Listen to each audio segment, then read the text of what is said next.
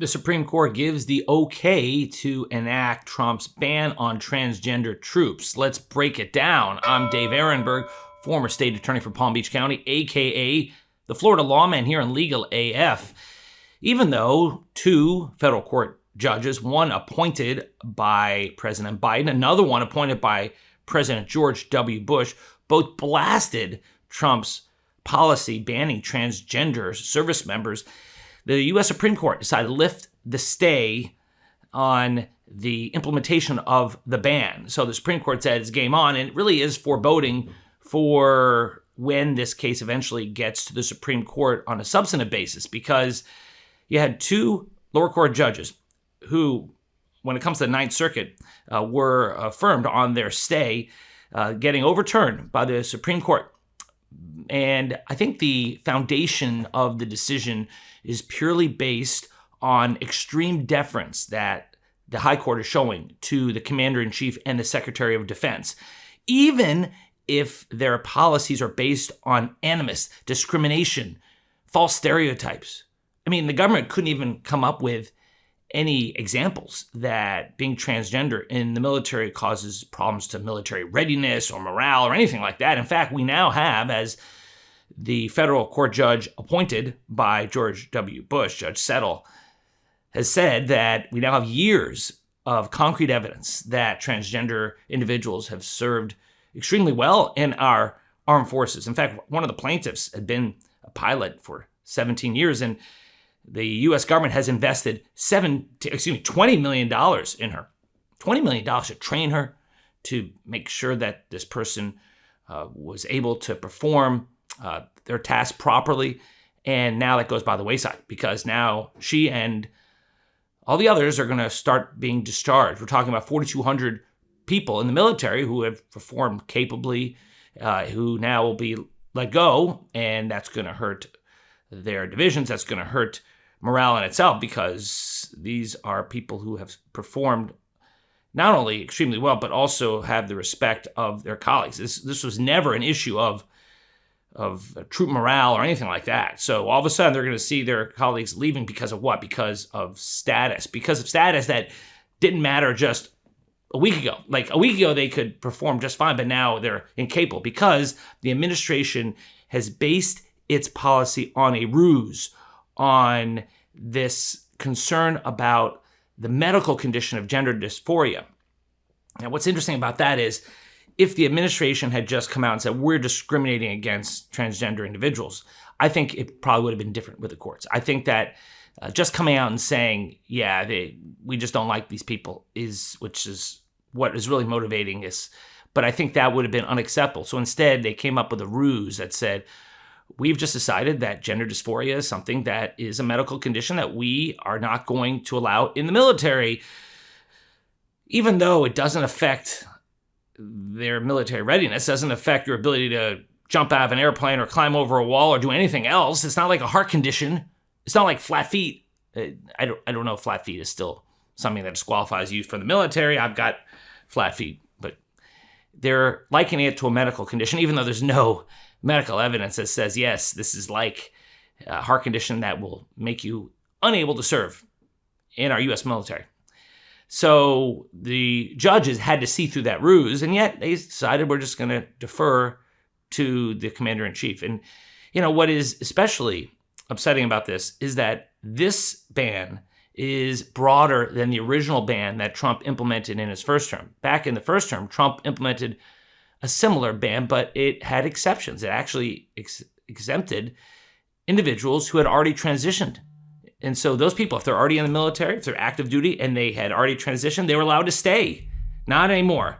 Now they are pushed out just like everyone else. There's a ban on people entering the military if you are transgender, and there is an immediate removal process now for anyone who is transgender in the military, no matter how well they've served. And, what's also disturbing is that the Supreme Court had three choices here. They could have kept the stay in place, meaning they could have kept the stay of the ban, the pausing of the ban in place, which is what the Ninth Circuit decided, the appellate court, Or they could have just limited the stay and said that it doesn't apply to everyone in the category, but it only applies to the people who are suing, the plaintiffs.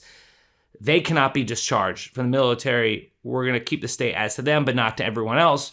Or they could have just gone the whole way and just said, no, we're lifting the stay entirely nationally and let the removals begin. And they chose the third option, the broadest option that goes beyond what Trump did in his first term. And this comes after the landmark ruling in the case called Bosto. This is back in 2020, where Justice Neil Gorsuch, a conservative appointed by Donald Trump, wrote the majority opinion saying that under Title VII of the Civil Rights Act, that individuals cannot be discriminated against. They cannot be fired at work if they are transgender. Essentially, gender identity does not permit you to fire someone at work. But I guess that workplace discrimination rule doesn't apply when the workplace is the U.S. military. So it's surprising a bit that the Supreme Court went this far, especially after the 2020 ruling in Bosto, 6-3, mind you, 6-3, where Amy Coney Barrett and Chief Justice Roberts went along with Neil Gorsuch. But when it comes to the military, they obviously have a different set of standards. And this is another reason why elections have consequences. Because even though you have people like Caitlyn Jenner, who's transgender, who supports Donald Trump, it wasn't like a big surprise that Donald Trump was going to implement this policy, but I guess it wasn't something that moved the needle compared to the price of eggs. How's that going, by the way? Or immigration. How's that going, by the way? One bit of good news, because I always like to at least try to leave you with something, a ray of sunshine, maybe a silver lining, is that Ed Martin, the controversial choice to be U.S. Attorney for the District of Columbia, looks like he's not going to get confirmed. The U.S. Senator from North Carolina, Republican Tom Tillis, who's up for re-election next year in a swing state, has decided that he couldn't go along with Ed Martin's nomination. I did a previous video about Martin. This guy had no business being even considered to be U.S. Attorney. This guy has never been a prosecutor before. This guy was someone who represented the insurrectionists. That's why he was appointed. He also refused to turn over 150 plus appearances on Russia TV, where he was a useful idiot for Vladimir Putin. He didn't turn them over when he was asked, and then he finally had to when he was called out on it. But perhaps worst of all, he is buddies with a Nazi sympathizer, someone he gave an award to, someone he called extraordinary, someone he called outstanding. I mean, are you kidding me? A Nazi sympathizer, a guy who dresses up as Hitler, a guy who has a copy of Mein Kampf and has made horrific comments about Jewish people. I mean, just the fact that he's friends with this guy, the fact that he gave him an award, that's disqualifying. So it looks like that was too much even for the Republicans in the Senate, or at least Tom Tillis, because now his nomination won't get out of committee. So that's just a little bit of positive news on a day where it seems like the Trump administration got a big win at the Supreme Court. But on the other hand, their choice to be the top prosecutor in Washington, D.C. looks like is going by the wayside. Next, gone, try again. We'll leave you with that here on Legal AF, a little ray of sunshine. I'm Dave Aronberg, a.k.a. the Florida Lawman. If you like this video, please like, subscribe, share with a friend, leave a comment below. Thank you for all your support. We really appreciate it. You've gotten us over 600,000 subscribers, and we'll see you next time. I'm Michael Popak, and I got some big news for our audience. Most of you know me as the co-founder of Midas Touch's Legal AF and the Legal AF YouTube channel, or as a 35-year national trial lawyer. Now, building on what we started together on Legal AF, I've launched a new law firm, the Popak Firm, dedicated to obtaining justice through compassionate and zealous legal representation. At the Popak Firm, we are focused on obtaining justice for those who have been injured or damaged by a life-altering event by securing the highest dollar recoveries. I've been tirelessly fighting for justice for the last 35 years, so my own law firm organically building on my Legal AF work just feels right. And I've handpicked a team of top-tier trial fighters and settlement experts throughout all 50 states known as big auto injury attorneys who have the know-how to beat heartless insurance companies, corporations, government entities, and their attorneys.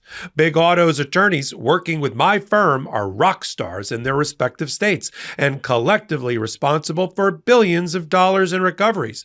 So if you or a loved one have been on the wrong side of a catastrophic auto, motor vehicle, rideshare, or truck accident, suffered a personal injury, or been the victim of medical malpractice, employment harassment or discrimination, or suffered a violation of your civil and constitutional rights, then contact the Popok firm today at 1-877-POPOK-AF or by visiting my website at www.thepopokfirm.com and fill out a free case evaluation form. And if we determine that you have a case and you sign with us, we don't get paid unless you do. The Popok firm, fighting for your justice every step of the way.